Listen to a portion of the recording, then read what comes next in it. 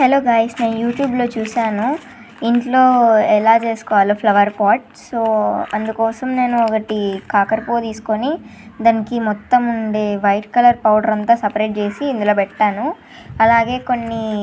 అలాగే దానికి కొన్ని మ్యాచ్ స్టిక్స్ తీసుకొని దానికి ముందర ఉన్న బ్లాక్ పాట్ని కూడా పెట్టేశాను. So let's light it. Already బయట పెట్టాలని ట్రై చేశాను, కానీ చాలా వెహికల్స్ వస్తుండే కాబట్టి లోపల పెట్టాను. అండ్ ఇప్పుడు దీన్ని వెలిగిద్దాం.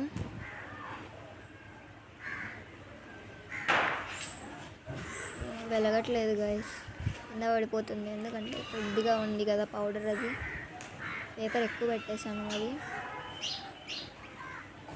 నాకైతే చేతులు పోయాయి మొత్తం కాకరపుల్లని గీకేసరికి.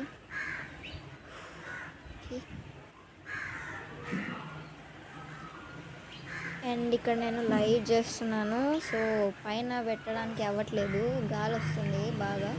సో కాబట్టి కిందనే పెట్టాను. చూడాలి.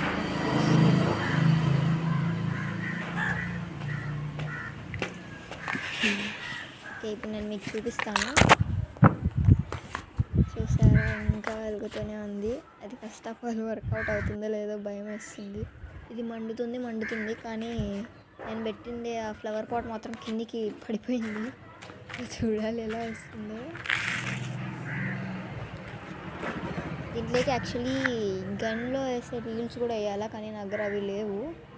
సో కాబట్టి నా దగ్గర ఉండేదే వేసినాను.